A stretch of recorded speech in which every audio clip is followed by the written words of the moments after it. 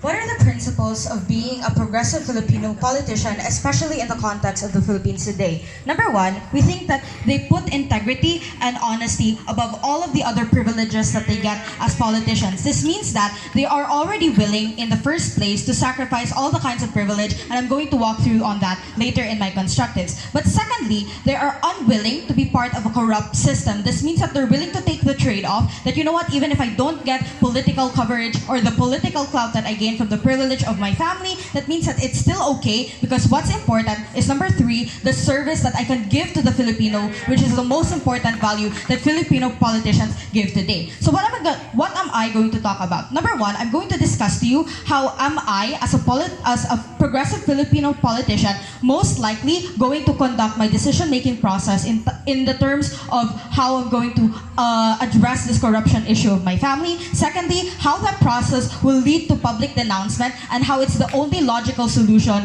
for a progressive Filipino politician. And I'm also going to take the trade-off that number one, it may damage my credibility, and secondly, that I may lose my family connections. But why is that still okay? But first, let me discuss on the status quo that exists in the Philippines today. Because we think, coming from OG, that corruption is the absolute evil that we cannot tolerate as progressive Filipino politicians. We are the last resort in the Philippines to be able to correct this kind of structural injustice that has propagated for a very long time. Because when you think about it, the Philippines is a country whose potential for holistic development has consistently been undermined by historically corrupt political practices perpetuated by powerful political families and oligarchies that exist in the Philippines today. This means that this also includes how the political climate actually looks like, which is largely conservative in its nature. Politicians right now are unlike politicians who exist in the conservative spectrum are unlikely to change a system that they benefit from, because they think that this system has worked in the past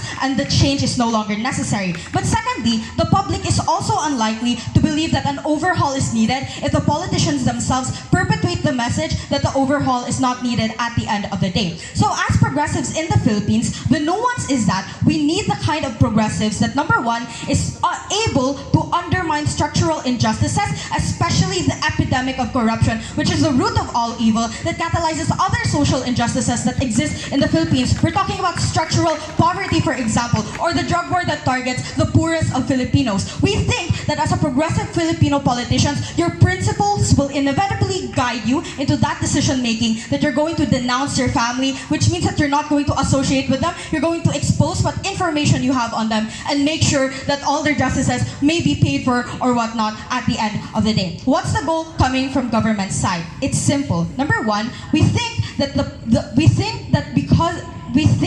the intention to denounce your family, well, number one, it will give the country a better understanding of what being a progressive is. Because we think that the messaging around being a progressive is highly saturated today. We think that it's the opportune time to correct the kind of assumptions that we have of how progressives look like, which means that we're not just tokenistic in nature, we're not just famous on social media and famous with UP students or ADMU students, for example, but it also means that we are willing to make good on the promises that we create, which means that we are going to act on the promises that we create, even if it means that we sacrifices the privileges that we have. But secondly, it's going to be better for the movement as a whole, regardless if all the benefits, like the undermining of structural corruption, is not as great of an impact as it is. We think that the forward step is only likely to be perpetuated by a progressive Filipino politician at the end of the day. So my argument is, what is the nuance of being a progressive Filipino and why denouncement is your only logical action? This is a unique contribution. No, this is a unique contribution coming from OG. Because number one, we think that the principles that guide you are nuanced to A, you being able to undermine corruption, as I have proven to you earlier on in this debate. So what's the paradigm? At best, coming from OG, you are able to change public perception, meaning you can gain traction. For example, you are able to convince people that the kind of system that we exist in today is not okay. The system that, yes, I have benefited from, but I no longer want to benefit from. That means that we also have to change it, and we all have to play a part in changing it. Because if I am willing to sacrifice the privileges that I get, then you should also be willing to step up and do your part in order to overhaul this structural corruption that we experience. But what's the worst case coming from OG? You become a political outcast, for example. You become undermined by your family, and they might also create other mechanisms to also damage your credibility. But at the end of the day, you still get a political following, because we think that the Filipinos today are highly more receptive to these particular values. Because at the end of the day, Filipinos are also vying towards these values, and there's also a significant population that already believes that progressive Filipinos are necessary in Philippines today. But sure. Okay, Ashley, what is the likelihood that an opposition will be able to work within the system now, given that current opposition are not from powerful political families, especially when Ocho Derecho didn't even get a seat in the Senate? Progressive Filipino politicians can only change the system if they're willing to call it out. Because how can you solve a problem if you're not willing to identify the problem and who causes these problems in the first place? If there's a fire of corruption that burns inside the Malacanang today, you can't put it out if you are inside the house and perpetuating this fire because you benefit from the fire at the end of the day. What's the likelihood of being elected coming from our side? So that's how we're going to accrue all the benefits that I have promised to you. What's the best case? Let's assume that under our premises that the progressive Filipino politician manages to change people's minds. It's evident already in the increase of youth involvement in politics, for example. We think that there's already a reception, and it's a conducive time for Filipino progressive politicians to make good on the kind of principles that they set for themselves. This means that it's the most opportune time to gain traction for these Filipino politicians and to successfully undermine in the little ways that they can, and the implications will be discussed later on how they can undermine the corruption that exists. But what's the worst case? We think that the worst case is going to be, this particular Filipino politician will no longer have the same kind of clout and the same kind of privilege that they get from being associated with their political family. We think that's still okay because, number one, you're willing to put service above all the privilege that you get. But secondly, we think that it's important that you as a progressive politician have the greater burden to correct the tokenistic idea of how progressive Filipino politicians look like at the end of the day. What have I proven? I've proven to you that there's a specific nuance to Filipino progressive politicians making their action today and standing up today the moment the information of corruption from their family is being perpetuated. That means that it's the most opportune time for them to change the very system that they've been proud to propose.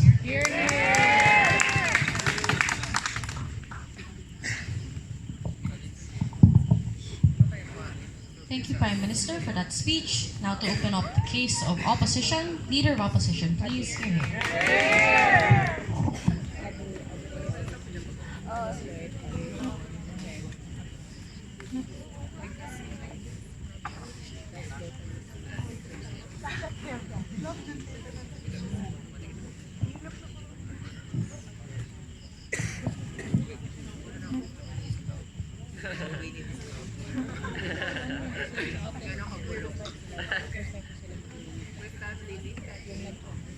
Madam Chair, in the Philippine political landscape, political capital is almost absolute. Therefore, families and clans now become the political party themselves. That's why we think that in this present context, we think that the focus of progressive politicians is to work on structural changes which you only achieve if you are able to stay and maintain your position in the current system and you are able to pass your progressive policies, for example, at the end of the day. Therefore, if you are within that advantage, Madam Chair, you're able to work within to challenge laws and craft bills, for example, that empower SOGI individuals, for example, LGBT individuals at the end of the day. It's the only way to have an almost assured spot in a governmental position, given that the Philippine context takes the surname of a family, for example, and a clan as a political party in and of itself. That's why the lacking characterization from Ashley Wright is what is the present context of the Philippine politics, because we also need to understand that Philippines is slowly developing as a progressive country, for example. That's why you can see the social capital of opposition right now, especially in the youth. What this means, Madam Chair, is that it is easy for corrupt politicians now, as well as their families, to be flagged and to be and to make them lose all their political capital. But the problem right now in present status quo is that our opposition candidates are not from powerful political families, for example. That's why Ocho Derecho candidates, the Progressive Opposition Party, did not get any seat in the Senate because they're not from powerful political family. If you're a Duterte, for example, but you're a progressive individual, you have a more likelihood to pass bills and to pass like progressive laws at the end of the day. That's what we want coming from opening opposition. But before that, let's rebut Ashley, right? Because they did not even answer the proper answer on my POI later. But we tell you, because Ash said that you need to call out every time there is an unjust corruption, for example. What we're going to tell you is that as a progressive individual from a political family, you need to be strategic in calling out, Madam Chair. Therefore, you need to assure that the continuance of your service is there for more progressive policies to accrue and procure at the end of the day. We're also going to accept the worst case on our side, Madam Chair, that soon people will find out that this individual did not disclose that information, but we think that at that time, that individual already has achieved structural changes in society already, and we're willing to bite that worst case at our side. But before that, let's give the trade-off from our opening opposition, because we think that we are willing to give up and compromise some of our principles, for example, like integrity, just what like Ash told you, because we are willing to compromise it for a greater good, Madam Chair, and for a more sustained and continued greater good. Because the greater priority now, you need to understand that the greater priority of these politicians is to have a structural change and not just like maintain integrity at all times, so it does not give them the political power and the political capital to maintain their status in the society. We need also to question the consequences of denouncing publicly, right? Because Ashley did not analyze this. Firstly, if you denounce publicly, political capital will diminish. It will be hard for you now to win a seat in the Senate, for example. Secondly, previous progressive policies that you have passed will now be questioned with its credibility, for example, because people will think that all of the progress that you are able to achieve will be labeled now as trapo policies, for example, or just a means to an end to achieve your own political agenda, for example. This is harmful because all of your achievements as a progressive politician will be discredited at the end of the day. What our goal is simple. We're not going to denounce it publicly in order to procure the progressive changes that we want to see in the society at the end of the day. What I will be going to discuss to you in my speech. Firstly, on the principle, on the question of priority and strategy, and secondly, why it's more possible to make changes within the system if you're going to maintain your political capital. Firstly, on the question of priority and strategy, we think that it's very hard now to penetrate the political scene in the Philippines. In Davao, for example, you can easily win if you're a Duterte, even if you don't have the credibility. In Mindanao, for example, in Sulu, in Tawi-Tawi, in Muslim areas, for example, it was controlled by certain clans, for example, and the only way for you to win a spot in the government, for example, if you're a son or a daughter of that political family, for example. What this proves, Madam Chair, is that the likelihood of being able to maintain the service to the government and to the people is only when you bear the same surname of that individual, for example. We need to clear out that we are not saying that this kind of politics in the Philippines is good. What we are saying, Madam Chair, is that as of the present moment, where progressive changes are still not that prevalent, we need to maintain this political capital in order to procure the progressive change that we want in the society. The conclusion to that is simple. The strategy should be the priority here, because this integrity, for example, is a willing compromise, because at the end of the day, you're able to procure greater good. Secondly, on the pragmatic, on why it's more possible to make changes within the system. Madam Chair, if you'll be elected to Senate, for example, you can draft bills that support your progressive values. You can pass pro-LGBT reforms, for example. You can make better regulations for graft and corruption. You can make laws that prohibit the stifling of press freedom, for example. Therefore, government side might also say that if we're already progressive, why is there still a need for this? What we're saying, Madam Chair, is that we're still a slowly developing progressive country. And it's still, even if it's slowly developing, it's still hard now to penetrate the political scene in the Philippines if you're a progressive political individual. Therefore, what this proves, Madam Chair, is that if you want to make structural changes and reforms within the system and try to counter the laws, for example, the current laws that stifle press freedom, for example, or discriminate LGBT individuals, you need to make sure that you maintain the political capital that you have, yes. Under OO, being a progressive seems to be a convenience, a manifestation of political maneuvering that is reminiscent of how corruption is likely to take on. What happens when your strategic silence creates a conflict of ideas then, Brian?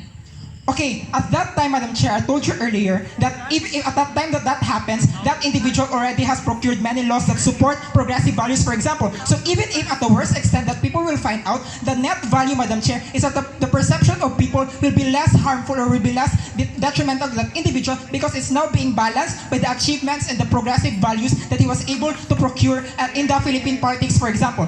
Therefore, at this point in time, Madam Chair, what government needs to prove to us is why this public denouncement actually keeps your power and maintain your influence in the Philippine politics, for example, and why you're willing to maintain integrity, even if it means that you're going to compromise the continuance of your service to the people and the government, which is the greater priority now of these progressive politicians. Thanks.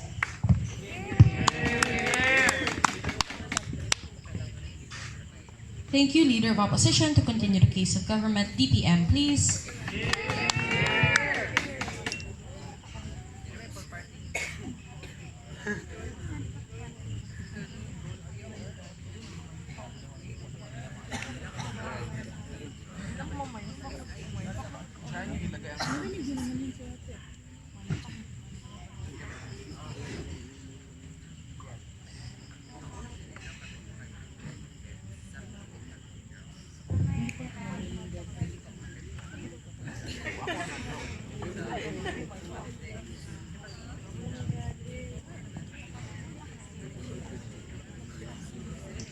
Opening opposition's main standard in this debate is what makes a progressive politician an effective politician is if they're able to pass legislation. But notice that Brian's discussion only stopped at that politician already being admitted into the office. That's why I'm going to discuss for them what is the most likely scenario that's going to happen if that progressive politician has gained traction within a legal body, for example, but at the expense of being complicit to the corruption that their family has created. But first, let's discuss a couple of things. Because Brian never gave a clear comparative to the kind of world that we want or the kind of progressive politicians that we want. We think that being able to make laws is a very weak discussion when you don't show the process of how you make that laws or the trade-offs that come with those laws in the first place. We think that Ash's description of a progressive politician is simpler when you show to the individuals that being progressive doesn't necessarily mean, for example, agreeing with the Soji bill in an extremely conservative society. It doesn't mean, for example, pushing for divorce in a society that greatly prioritizes familial values. We think that in order to introduce the idea of progressive to the general public, which do not engage in debate like we do and is more exposed to liberal arts, we think it's easier to show them that being progressive is being united against a common enemy, and that's when we stop structural injustice. We think then that public denouncement is necessary because it shows to the individual that you don't have, for example, to go to specifically nuanced liberal needs in order to be a progressive. But being progressive means being able to call out gaps in the society that prevent us, for example, from feeding those who do not have food to eat 3 times a day or from giving shelter to homeless individuals. That's why we think that it gives you greater political trust and leverage under opening government when you show individuals that being progressive means to tackle corruption, because ultimately corruption is the root of all evil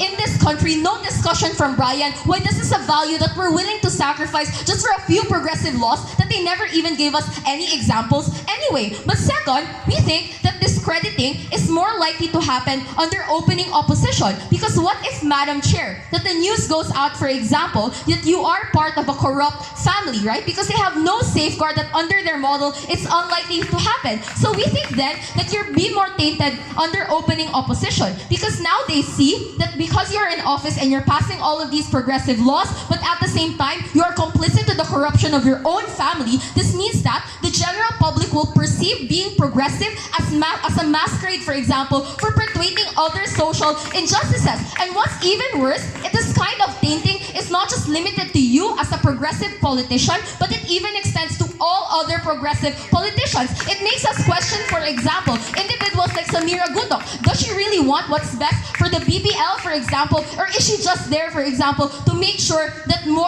you don't pass the anti-political dynasty law so that families in Mindanao will be strengthened? We don't want that kind of doubt in a country that is already predominantly against progressiveness. That's why we think that if on both models, your reputation will be tainted, we think we're better off you, for example, we think we're better off with you as an individual, as Ash discussed, being a political outcast than you deliberately tainting the image of the entire progressive movement, which is already weak in status quo. We think it sets back the movement. So if Ocho Derecho, for example, did not win today, then we sure as hell won't see them winning 10 years from now. But let's take OO as best case, because we have to, right, even if, right, that this kind of news never goes out, I'm going to discuss why even if political leverage and social capital will only materialize under OO, the process of creating laws is something that is inherently against progressive values. Because let's analyze the dynamics within the Senate, for example. If you win as senator, we think that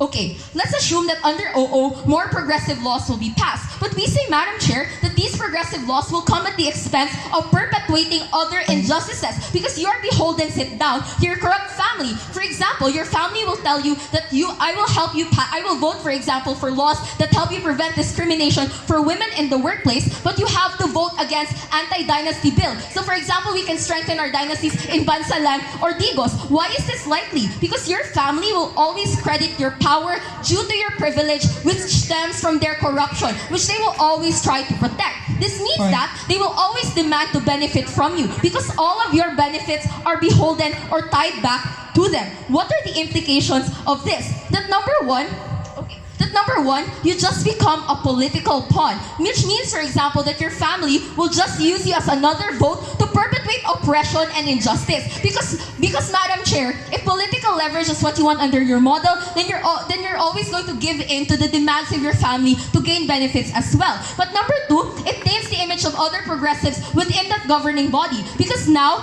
other conservatives will expect, for example, that the only way they will cater to progressive is if they bend to the very strict demands that even perpetuate corruption and injustice. This means that we should always compromise. So our laws now are tokenistic and ineffective. Why? Because even in OO's best case that they're able to prevent women from being harassed in the workplace, these women, when they go home, are still not able to afford rice because you voted, for example, to improve the rice tarification bill. This means that even have Soji bill, for example, poor gays out on the streets of Metro Manila are not safe to go out and practice their autonomy and self-actualization because gunmen are gunning down the poor, for example, in a poorly disguised war on drugs. What does this mean? Even the laws that you pass under opening opposition do not directly trickle down to the kind of individuals that you even want to protect. Why then is opening government willing to accept this trade-off? Because number one, we do not catalyze all other injustices that is the very heart and root of us being progressive and not just being able to make laws after 6. Sit down. That systematic. You stood up 6:20. But second, we say that you do not create a systematize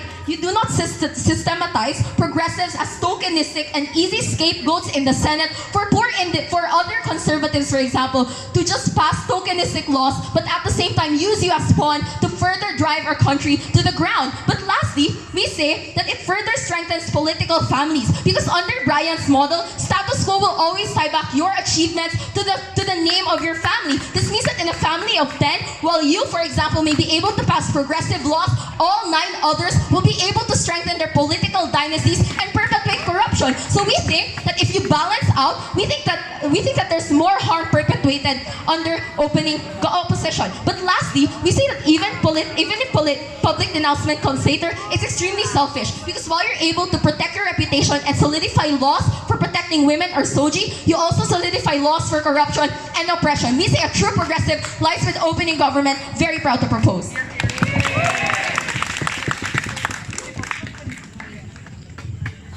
Thank you, Deputy Prime Minister. To finish up opening half of this debate, PLO, please. Here.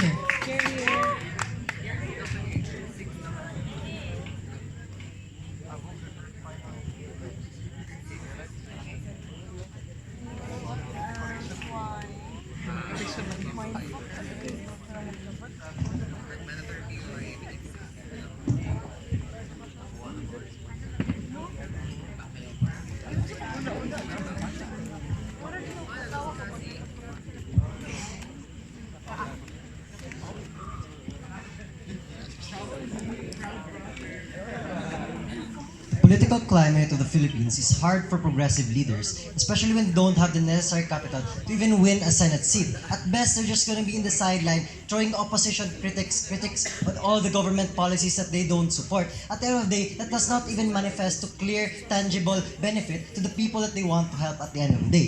All government side claims to be the one that can help these individuals at the end of the day by getting this principle, for example, that having this important principle preserved as long as you're going to even if in the worst case that you don't get a seat. We concede, right, that honesty are one of the principles that progressive Filipino politicians have. But so is the greater good, which the valuing the greater good. This means that you aim to get the necessary influence you need to help the greater scope of people, regardless if you're going to compromise some of your values, as long as the greater value is there, that you're going to able to help a greater scope of people. This means that they prioritize to help the greater majority, and they can only do that if they win a Senate seat, for example, or any government seat. They never really analyze why this is the priority of the progressive politician. That right now, they assume that they can be progressive without even getting a seat because you can do charity. Number one, there's no analysis why this is the priority, especially when what we're talking about here are politicians to begin with, because charity works can be done by normal citizens, for example, and normal progressive individuals. There's no clear tie back on why this is now the priority of progressive politicians when it was very clear coming from Brian that we tell you that it's the priority right now is to get a Senate seat to be able to help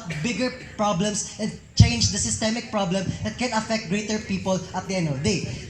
They also argued how it would cause a discussion if they were going to able to disclose this information. We tell you that we beg to question what type of discussion happens in their context. Because yes, discussion might happen on their side if we're going to disclose the information.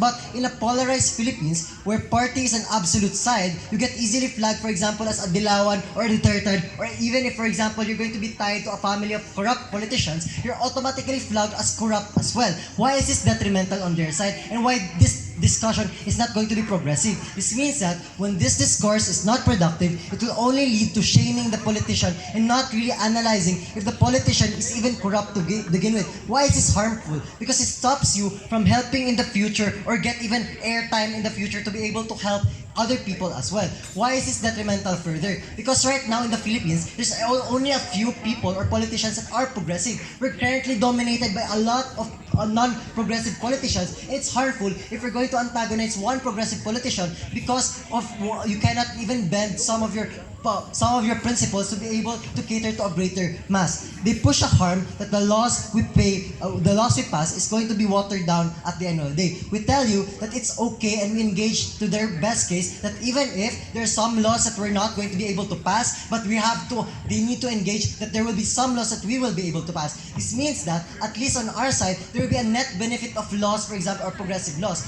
Comparably, on their side, what do they get at the end of the day? In terms of systemic change, they get at the very, very best case of opposition, nothing at all, because they won't have any Senate seat. Or second, what will replace these politicians to that individual, for example, are going to be monopolized by non-progressive leaders. Second rebuttal, that's why we lead to my extension. To be an efficient politician, we need to make necessary compromises. And this is the direct engagement to Erminie's point of how the mechanisms in the government. We tell you that the denouncement of your family will also lead to a decline in your connection that will even help you once you're already in the position. Because let's analyze the nature of the job that you're going to aim for, especially when you are a politician. What happens in politics? It involves politicians, for example, debating on policies and uses leverages in order to push their agenda. Regardless if you're a progressive politician or not, you need to create this connection and influence in order for your policy to even engage. What you get when you don't denounce, for example, is you get connections such as big companies or other politicians that can back you up in the bills that you even pass. What happens when you denounce them on the other side is that you necessarily antagonize these people that can support you in passing these bills at the end of the day. So that people can make, these people are the people that can even make or break the policies that you craft. To the worst extent, they can even block it from even passing to begin with. What is the trade-off that we were really willing to get? Even when in the worst case, that the type of policies we push are going to be watered down so that you get a necessary vote in the Senate or support from big actors, for example, we already get a necessary benefit at the end of the day compared on their side where they only are in the sideline, on the sideline. Now let's engage further on their best case.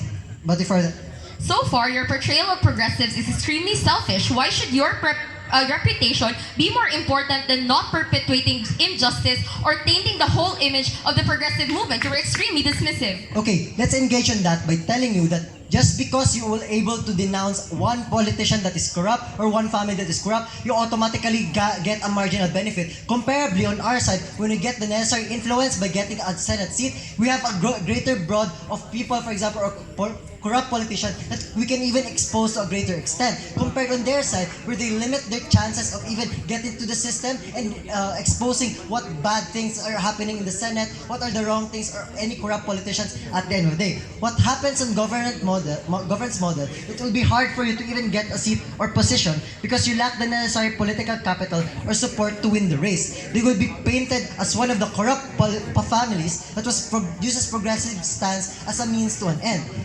That's why it's important when we tell you that the seat that you could have gotten will be given to a corrupt politician.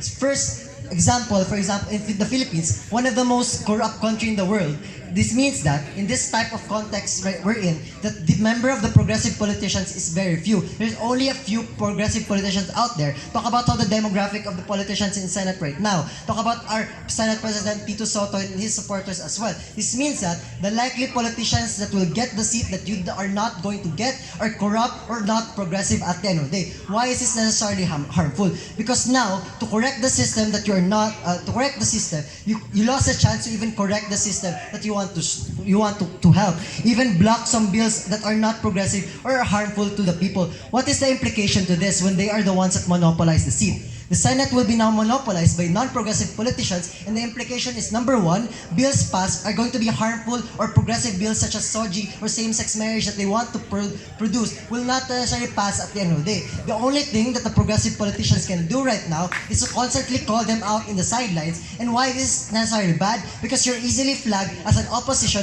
that caused divisiveness in the country. Talk about how Leila de Lima, for example, or Maria Ressa, and other political enemies of the government. In conclusion, all your principles may be good, but will only be retained in a mere theoretical idea that will not even manifest in reality at the end of the day.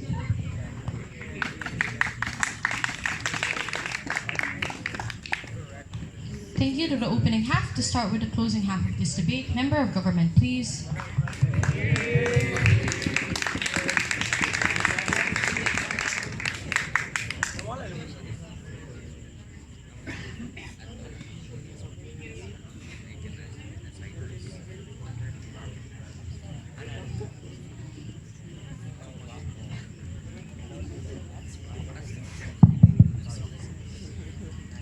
Ladies and gentlemen, the reason why opening's discussion was incredibly shallow was firstly because they were lacking in a few key characterizations in the debate. Firstly, I think it's important that you have to characterize what political dynasties are, especially for this politician. But secondly, why specifically call them out for the acts of corruption in this debate? We think that first and foremost, political dynasties are families which have an aristocratic elite family from behind the scenes, have been entrenching power and have been dictating policies, especially within an area or a region.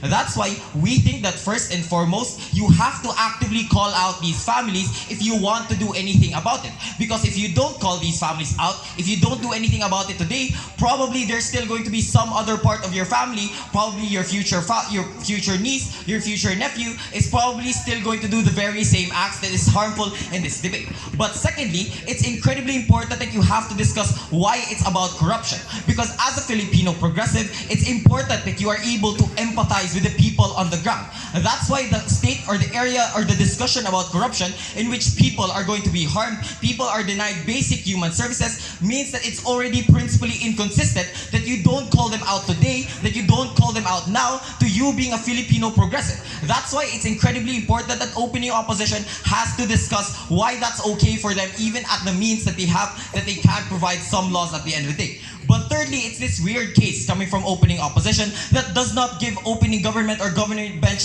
any room to debate. It's the idea that there's no way for government to actually forward a single politician because of the current political climate, because you have to be part of a political family in the first place. We tell you first and foremost, that's not necessarily true. The fact that Senator Cheese Escudero is part and he's progressive and he's not part of a political family means, and secondly, Bam Aquino is a part of a political dynasty, means that that's necessarily untrue. But secondly, we think it's the fact that that there's a lack of support for progressive values. That's why we think it's even more important that you call out something as large as corruption that affects everyone, so that you have a catalyst for support for progressive values and anti-corruption and anti-authoritarian values. That's why you'd have a greater amount of support coming from closing government. So how will closing government? So we think that there was a greater deadlock coming from opening houses, right? We think that coming from OG, they are able to provide to you a principled discussion as to why it's important for you to stay truthful and integrity and some level of integrity coming from your side. But we think that there's also but they haven't really discussed about the pragmatic benefits, and that's their trade-off, right? So coming from opening opposition, they did tell you why they could have some level of pragmatic benefits, but they've never really told you why it's okay to become suddenly principally inconsistent. That's how closing government is necessarily going to enter this debate with two extensions. First, we're going to tell you that as soon as you call these people out, you are still going to garner some level of support from these individuals. But secondly, at the best case, you could even destabilize the support that your family has. But secondly, the second extension is we're going to tell you that you can't exist in this debate. Your policies and whatever you do, whatever positive, progressive value that you are going to forward in this debate is not necessarily going to exist as long as you are tied down to your family, as long as you are necessarily connected to your family at the end of the day. So let's talk about the first extension, right? We think the fact that as soon as you are able, we think that OO was trying to tell you that as soon as you destroy any ties with your family, you necessarily lose support. But we think that's not necessarily true, because you're not just saying, oh, I'm not part of my family. You're trying to actively tell people that you're progressive and anti-values of these family. That's why, for example, Duterte's niece is becoming an incredible icon because she's anti-EJKs. But for example, why isn't she going to be the best actor coming from closing government? Is the fact that, for example, EJKs are an incredibly polarized case. Some people support EJKs. Some people are against EJKs. But in the incredibly specific nuance of this debate, that it's about corruption, no one's gonna say that they're pro-corruption. That means that everyone in this debate, as soon as our politician from closing government is going to call out his family for corruption, it's going to be incredibly easy for the people on the ground to suddenly support it. That even the followers of, for example, the original family, like for example, the family of this politician might even go to him, might even start supporting him, and rather than just support his family instead. This means that first and foremost, we tell you that the harm that opening opposition provided to you doesn't necessarily exist in the debate, and that there's necessarily still a benefit that we can get this kind of support. But secondly, we told you that this is an incredible benefit because we might destabilize this necessary support that necessarily allows these individuals to entrench their power and necessarily stay in power for incredibly long periods of time or for generations, for example. Because once again, corruption is an incredibly relatable crime, and the fact that once you do call them out, it makes it easier for this politician to gain support from everyone on the ground. But before I continue to my second extension, We question why it is the priority of a politician to compromise his or her chance of helping a greater majority in exchange of a theoretical value that you can't manifest in reality. that's exactly going to be my second extension. Why on opening opposition's benefit that they are going to help a majority is not going to exist in a long-term analysis. We think that first and foremost, you have to understand that as long as you never call out your family, you never denounce your family, you're never going to break ties with them, you're always going to be connected with them. So that means that even in opening opposition's best case, that they are able to create policies, that they are able to forward these progressive values, it will always tie back down to their family. And what's the harm in that? The harm in that is that this family is going to get even more support. That means this family is going to be able to entrench more power. So that means that as long as you as an individual are just a passing progressive politician, that your son or someone else isn't going to have the same values, you're very unlikely to necessarily change the structural problems of being within a political dynasty in and of itself. That's why it's incredibly important that you have to call them out now, because that means that whatever benefit that you necessarily do, as long as you campaign for it, it doesn't trickle down to your family once again. So let's compare, right? What happens when you're in opening opposition?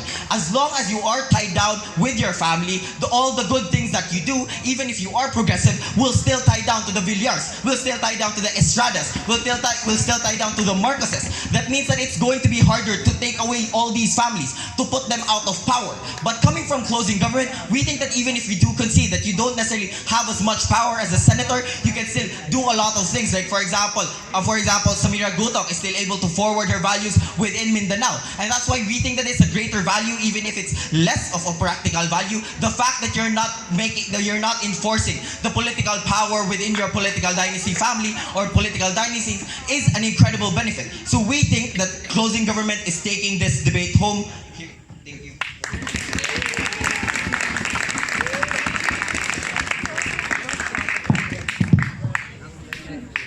Thank you, Member of Government.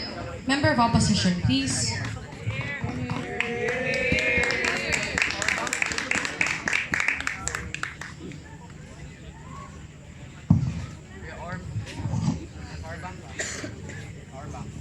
Hello.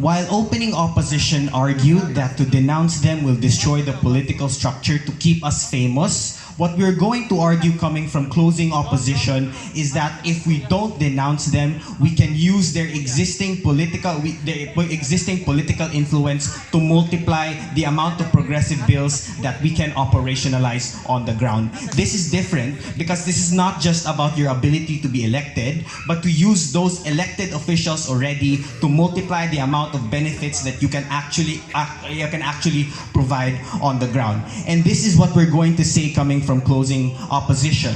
Because these are family connections, these are incredibly powerful political dynasties. This information with regards to their acts of corruption, you can use this as leverage to mobilize them in order to go for your cause, right? We think that this is the best form of strategy that we can take at the end of the day with regards of providing a world that is more progressive in the Philippines. But before that, let me respond to the cases coming from government. Because a lot of the argument coming from opening government was incredibly value neutral. We cannot deny that it's about integrity and all those sorts of things, that we cannot deny the bad effects of corruption. But we need to understand that this debate is about the political strategy that this individual should take. And if this is the case, this is where we operationalize the case coming from opening opposition. We think that the best way forward is to use that leverage against these people, right? We're going to tell them that if you don't support me, if you don't act in a progressive manner, your political future is in danger, and we think that you should operate under my rules with regards to progressive values. And we think that this is the ultimate value in this debate. But secondly, the most important, the strongest argument, one of the strongest arguments was that if you remain in power, you're going to eventually the information will be spread and that you will destroy the progressive movement. We don't think that's entirely contingent on you knowing that, because obviously it's not like people will know that you knew that this individual was corrupt, right? We think there is still an avenue for you to dictate the strategy, dictate the narratives that are present in the media to protect yourself from that sort of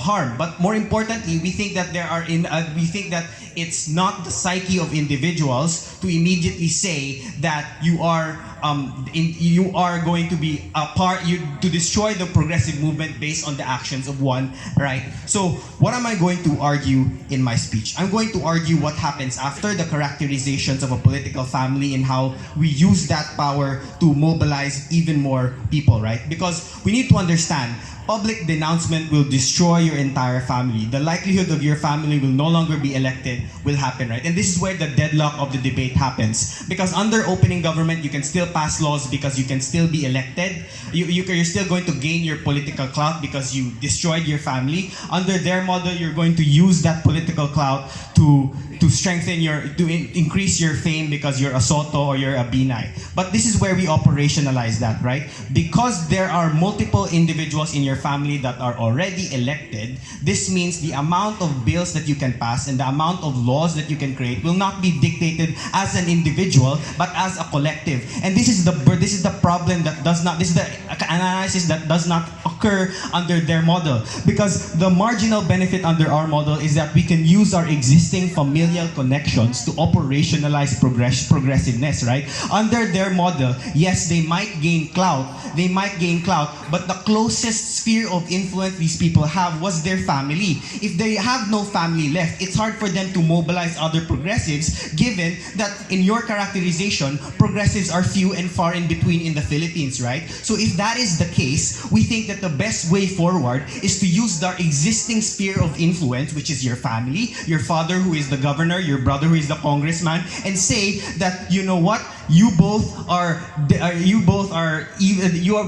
incredibly wrong with your actions with regards to corruption, and we think that I will endanger your political futures, endanger our family's political futures if you don't do anything about progress, right? And this is where we operationalize, and this is the most important part of the debate, right? Because if we want to create a world where there is more progressive laws, it's where we start. It's the only world where we don't start from scratch. It's where we already use the existing political structures, right? So under the model coming from closing opposition, we were the only house to prove that, given the strength of the information that we have. This already acts as leverage. So if Vico Soto, so Tito Soto in the office stealing money, obviously we can use that, hey Tito, stop, support the Sogi bill, right? So these are instances where we think that the likelihood of us passing those laws are incredibly high at the end of the day, but sure. Mr. Chair, up to now, the shared case of opposition has no response to the worst case, that their political strategy is at the expense of solidifying corruption. How can you, as a progressive, sleep at night knowing that the blood of a 9-year-old killed in the drug war is on your hands? No, the problem with that is that assumes that we can't change our family. This is where the second analysis comes in. Because these are tied to our family, we can use that to change them as well, right? We can talk to them, hey, Dad, let's stop being corrupt, right? Because obviously, we're endangering our political future. This is the easiest way, because under your model, it's going to destroy your political future. First, because obviously, your model is not targeted. It's going to destroy, no, it's not going to choose which part of the family to destroy. It's going to destroy all of you, right? And this is where we have to take into account why our model is more strategic, because at the end of the day, we can use their existing influence of the hundreds of the 10 people who are in part of our family who are governors and mayors, but also we can use our existing influence within the family to change how the family actually operates in their politics, right? So we think that we were the only house to discuss the family connection as well as the operationalization of that family connection in terms of passing progressive laws. If we want to create a better world for progressives, I think the strategy we should take is not to be a whistleblower, but it's actually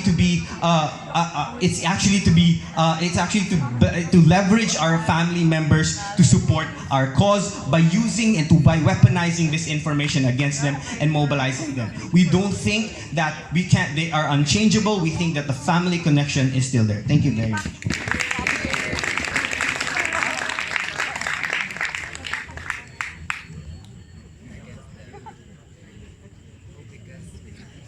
Thank you, constructive speakers. To start with the whip speeches, Gov Whip. Here.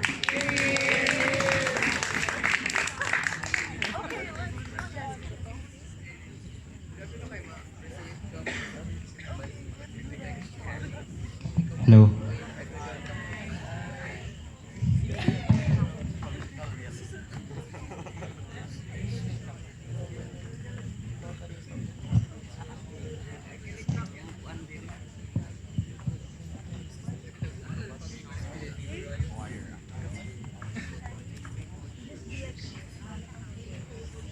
Madam Chair, growing up, we have always been told that family comes first. That no matter what happens, your priority and your only priority should always be on your family. That when your little brother stole, for an example, 20 pesos from your aunt's pocket, you will do anything anything to blanket those excuses to protect your brother. That no matter what happens, you must never ever throw your family under the bus. But the problem with that characterization is that the moment of the crime of corruption, that you need to understand that corruption is non-negotiable. That however you try to paint it, there will never be a valid excuse for you to say that corruption is excusable. That's something worthy to be defended on, and that as a progressive politician, in your lens, you should never ever constrain yourself from publicly denouncing your family at that, even if at the cost of you losing a powerful support system, and number two, at the worst case, ultimately jeopardizing your security at the election. That's why my partner was very significant on his speech, right? Because he grounded the progressive politician as a man of values. He grounded this politician that he is grounded on principles of progressiveness, and as a progressive politician, you ought to stand on that moral high ground at the end of the day. What am I going to talk to you about in my speech? I'm going to talk to you about two things. On number one, where do we best forward the values of a progressive Filipino politician? And then number two, where do we secure the position of this politician at the end of the day? Going on to my first issue on where do we best forward the values of a progressive Filipino politician. Under opposition, their side, they told us their attack on their issue is that we best forward these values on their side because number one, we maintain influence, and number two, we have the political capital maintained, right? But first response on a meta level, never mind you that number one, there was really no walkthrough on how likely this is able to happen, that you are able to forward these kinds of values when you maintain influence, right? But number two, even if they did give you a walkthrough, we think that they never discussed you the importance on why it's in the best interest of a progressive Filipino politician to maintain the influence, to have the political capital at the end of the day. So we think that for all those reasons alone, we think that their argument will never fly. But first response on why this is not true. It's not true because maintaining influence and political capital is not the only standard that of you becoming a progressive or not. That for example, even if you are a poor progressive, you can still call out the government for structural limitations and problems that is inherently cemented into the society. That even if you are poor, you are still willing to put integrity and honesty at the very large and maintain that moral high ground at the end of the day. That even if they're able to forward the values of progressiveness by maintaining the influence and political capital, we think that it's something that's not important. Why then, Madam Chair? This is because you need to understand what is the cost of you forwarding those kinds of values at the end of the day. The cost of you is actually you consenting not to solve the problem of corruption at that, and the cost of you solidifying the problem at that by not maintaining the moral high ground. That under your side, even if you are able to craft laws under your side, there will always be an inherent misalignment of values of you at the cost of cementing and further perpetuating corruption under your side, and that's something that a trade-off that they must accept. Contrast to that, coming from closing government, we think that as a progressive Filipino politician, you best forward those kinds of values when you maintain the moral high ground as a politician. That as a progressive politician, regardless of a family first narrative, regardless of if you can forward political capital on your side, your values should not be superseded by these kinds of narratives, should not be superseded by these kinds of excuses, even at the cost of one, the cost of you losing your family members, or the cost of you losing a relationship to your family, and number two, not securing a spot to the next election at the end of the day. So coming from closing government, we think that we're willing to bite that bullet, right? That even if you're not be able to be elected in the next election as a progressive politician or as a progressive Filipino politician, you ought to stand on that solid moral high ground and champion your values at the end of the day. I'm going to talk to you on my second issue on how do we best secure the position of these politicians, but before that, closing. You're not going to do anything with that moral high ground if you start from scratch and not having to operationalize those progressive values. That's why I'm going to talk to you about my second issue on how we can still secure the position of these politicians at the end of the day under the paradigm of closing government. Going on to my second issue on where do we best secure the position of these politicians. Number one, coming from opposition, they told us that it's better when we secure the issue, the security of the position of these politicians. It's better on their side because they have a powerful family at a powerful family backing them in elections, for example, or in campaigns. We concede to that we will not deny the benefit that to some extent you have the leverage belonging to a powerful family. But first, you need to understand that the moment the public discovers you protecting your family members, the moment the public you actually discovering that you are not denouncing as a progressive politician, you are not denouncing your family members, more than likely there's a decline, a major decline of support coming from your side. This means to say that the moment that your policy won't work under your side, you're most likely going to actually jeopardize the kind of security of position under your side by actually you having misalignment of values as a progressive politician, but still protecting corruption at large. But even if you can secure that kind of position of a politician under your side, coming from a member, we told you that we can still do that. The fact that politicians champion moral high ground means that it also breeds moral support from people that they're willing to trade off their family in order for you to forward those kinds of values. At that, the fact that we're able to garner support by upholding moral high ground is also accruable on our side. What does this mean? This means that the value that they are forwarding under their side on security of these politicians is value neutral at this debate. Why is it then harmful on their side? It's harmful because number one, they never discuss you the cost of having you actually have securing that kind of position. That the act of you securing that position might also be you solidifying corruption at that, and that was never really discussed to you coming from the whole opposition bench, really. So in terms of securing your position, we think that you need to talk that in terms of securing your position, you first need to take into account, one, the alignment of your values as a progressive leader, and then two, the cost of you having that kind of position at that. Contrast to that, coming from closing government, we proved to you why it could still happen on our side, but even on our worst case, that we're not able to secure the places for these politicians, we think that it's still fine because number one, you maintain the moral high ground as a progressive politician, and we think that closing government will win this debate because we were the only house who has proven to you why it's really better and why it's inherently better that as a progressive politician, you ought to maintain that moral high ground regardless if you have family or not in this debate. So for all those reasons, we're very proud to propose. Thanks.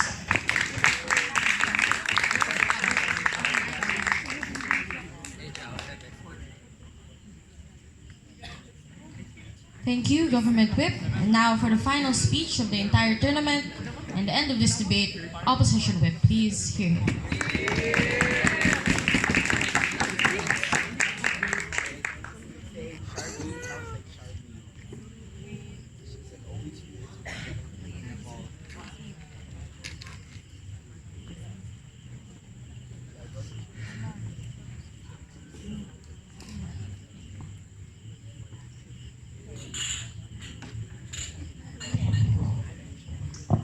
Hello.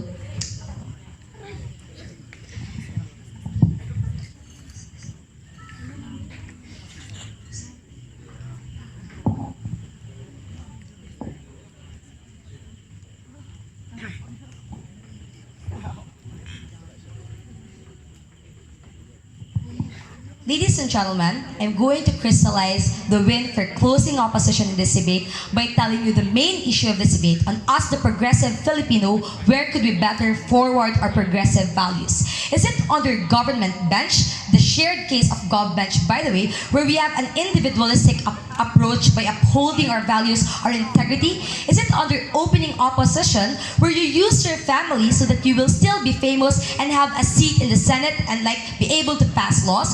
Or is it under closing opposition's model, where we told you exclusively that the goal is to be able to sway your families first because you understand that you can't do it alone, and especially when all of the houses concede that what we need is political clout to be able to gain traction at the end of the day. I'm going to tell you why it is best achieved under our side of the house. So let us first deal with opening government. If you try to look at that, all their arguments are value neutral. We are also against corruption. We are also against structural poverty. We are also against discrimination and against anti-Soji bill sentiments. But the question is, where could we better forward that, Madam Chair. We think that it is not true that they can always do that or that they can automatically do that under your side of the house. Because when you denounce your family members, you cannot just automatically jump to the benefit of gaining political clout, right? Opening government really never gave us a middle analysis on how it automatically results to that. In fact, when you denounce them, Madam Chair, that huge family would be angered and will more likely retaliate and destroy you, right? Which means that now, instead of being focused on persuading them to become progressive, you'll still have a hard time to defend yourself against them and them destroying you also and your image as a progressive individual and find the loopholes in your personality, in your personal life just to destroy you. Especially when this is a huge family, ladies and gentlemen, it means that it has a lot of family members would have to go against you and they have also a huge amount of supporters that might also go against you at the end of the day, given that probably they're really political dynasties and things like that.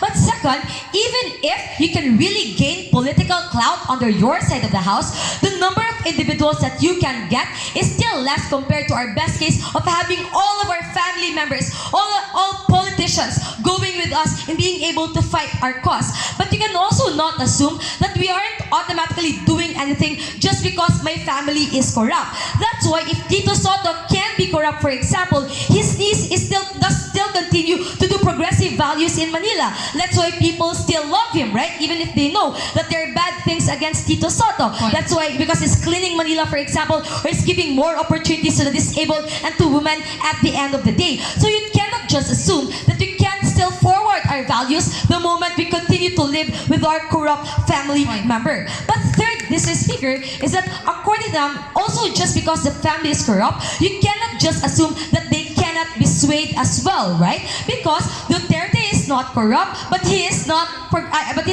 liberal, right? So especially when JJ talked about now, you have the leverage because you can just blackmail them or tell them, for example, that if you want pass this bill, then I can just automatically tell that all of you are actually corrupt. Or say, for example, you can now tell them that you have to forward this laws or you need to really stop corrupting or else I'm going to tell everyone that you are. And why is that argument very important? Because now the family would have to think of their image, given that for so long they're a political family, so they are forced now to change their ways because they're also political at the end of the day, right? So we think, Madam Chair, that overall you cannot just credit what opening government and closing government provided in this debate, because we think that the political clout is not mutually exclusive, especially when you're able to talk to your family members, someone who you can relate to. Even these are individuals who have an affiliation to you because probably your father is the head of your town and because he loves you, he might at least listen to you to the very least. But before, sure. It's extremely unfair that JJ's assertion of swaying family members has to be explained by Checky because no one can respond to her. But if the end goal is to end corruption, we think it's less strategic to bank on their assertion versus exposing them so that they lose power under opening government. That's a desperate attempt to call me out of new matter because it's already things that came out of JJ, right? So how is this different from opening opposition, Madam Chair? Opening opposition only said that they need their family to get a seat in the Senate. But if you try to look at it, this is still an individualistic lens compared to what JJ told you, right? If you try to look at it, they didn't even argue how they should sway their family because it's best. They didn't even argue why they should sway their family, or you have the likelihood of being able to sway your family at best for you to be able to pass bills. Under government, you only have normal people as your political clout who will be amazed by your bravery when you go on televisions by telling that, hey, my father is actually corrupt. But under closing opposition, we have politicians, the very nuanced individuals, because they're the individuals who have the capacity to pass bills, for example. Under your model, this might be the individuals who can rally, but under your model, these are the individuals who will be able to pass laws, Madam Chair. So I think that significantly, the type of individuals that we're going to target are still the very important people that we have to sway in this debate, and not just to get famous under your side of the house and even under opening opposition's model, right? That's why in our worst case, that people will know afterwards, because this is what Ermily said, right? They will still see, we think it's still fine, because they will still see that we worked hard to pass bills, for example, or probably we're already able to pass bills by that time, Madam Chair, which means exact, we were still able to cater the need of the individuals that we want to help, even at the expense of our own self, or even at the expense of like destroying yourself. So you can't just assume that we're selfish, because under our model, in our worst case, that they will find out. At least, Madam Chair, we're already able to help to pass laws at the very best. In fact, our passing of laws is spearheaded because the negotiations now are very direct. Like, will you pass it or not? Or I'll tell the television that you are actually corrupt. So we think that realistically, if this is like a teleserye, Madam Chair, under our model, we were still able to create real life scenarios on how this will really go, right? And we think that closing opposition really has the right to reimagine scenarios. If you try to look at it, we're only the engaging house in this debate who gained our best case and worst case scenarios, because they really never had a worst case scenario on those houses. And for all those reasons, we're extremely proud to oppose. Thank you.